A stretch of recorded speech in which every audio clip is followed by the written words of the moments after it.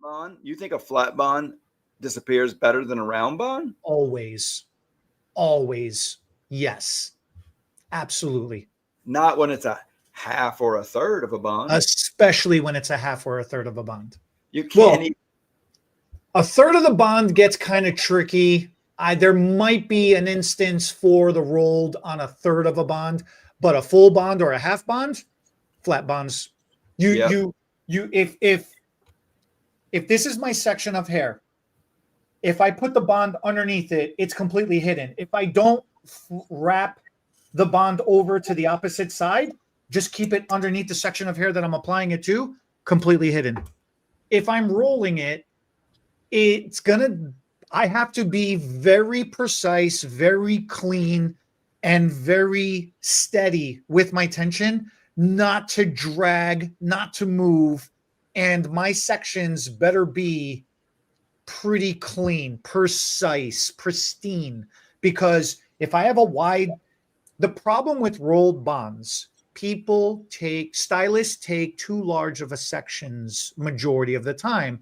And this is going to be an over exaggeration, but they create a pinch point. And that pinch point creates drag on the corners. And in the beginning, when it's so close to the head, it doesn't matter because it's a fresh install. As it starts to grow out, those sides that got pinched in, they start to loop out. And now it's swinging all over the place. If you're lucky, it'll snap. If you're not lucky, other hairs will come through it. It starts causing matting and tangling and dreading. And then you got bulkiness there. And it looks fake as we can't cuss. But, FAF. So a third of a bond and a fourth of a bond is sometimes so small that the reason why I would say a round bond sometimes looks better than a flat bond is the way the light glistens or shines off of the surface. Hair itself is round. And so if you get small enough into those really small bonds, first of all, you don't heat them up twice. Normally we're heating twice and manipulating, rolling or folding. But a very, very small bond, enough heat's getting driven through. And if a little bit of keratin comes off and is left on the tool, you're already taking some keratin away from the holding property of the extension. So you don't want to heat it twice. It doesn't need to be when it's super small like that anyway. And if you're rolling the tiniest little bond with a very few hairs, you're not going to have much of the problem of this because it's all so small anyway that it's all going to be in line.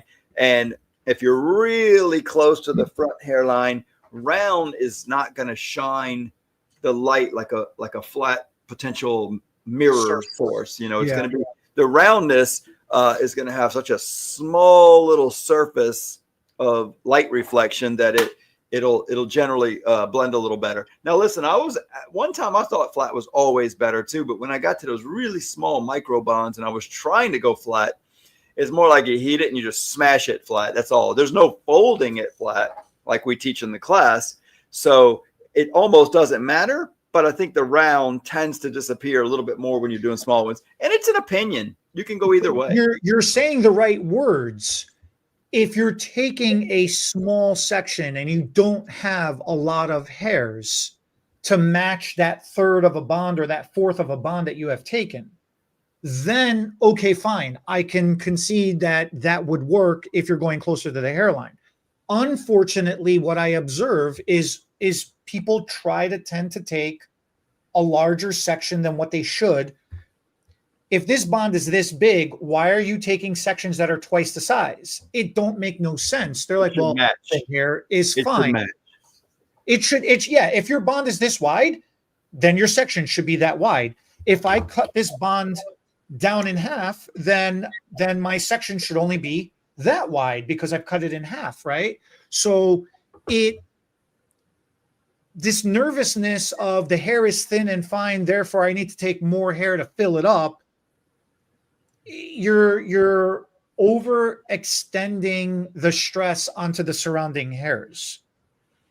It would be better if you got your extra hair from going deep rather than wide. And then it forces you to put the hair deeper vertically. Yes. Yeah. And then you've got to put the hair a little further from the section, which that is another big struggle. stylists feel like, oh no, I got to put it closer to the head because it looks like it's growing out. It's going to grow out anyway. So put it close to the head at natural fall, and then you won't be able to put it too close to the head. So that's not as much part of the topic today, but putting it at natural fall is super important. Listen, we to this day don't get every single one right. I actually got a girl texting me this morning, showing me pictures of her hair, say, in the mirror, showing the back of her head. And she's like, these two blonde ones. And it's just a recent video we did. And I wasn't doing her hair, but I was guiding, and I probably parted off that section, but some of the hairs were put in without me. And there's just like two right in the middle, two blonde pieces. She goes, these just show too much. I said, fast and easy. We can just, now these, doesn't matter if it's keratin or not. These happen to be the O-tips though. I said, just come on in. We can take those two out. No problem. And then yesterday we had a girl come back that we did extensions on the day before. She said, I think I wanted a little shorter. And I don't know, it was like a graduated in the back A-line bob, 10-inch hair we put in. Bad haircut, just real thin on the sides, and we're mostly filling up the sides. I decided to go ahead with a weft all the way around as well as fill in the sides. She didn't like the hair in the back. I said, easy. So we in the back just cut right here and here, remove the middle section of the weft. She said, you still don't think it's too much on the sides? I said, no, it's giving me a lot to cut into. So at that same time, we had some individual strands on the side, but she lifted up her bangs and had a few right on the hairline. Because her hair went that way and completely, it was like way over, and they were in here. They were completely covered. But when she put her hand through her hair, she saw them or felt them. So again, we removed three. We removed three, and she loved it. And then we did more of a haircut, and the other girl will get two removed. So the thing I love about extensions is you can always adjust it, use the customer's experience. Maybe they're doing some hand movement or style that you guys didn't anticipate during the consultation.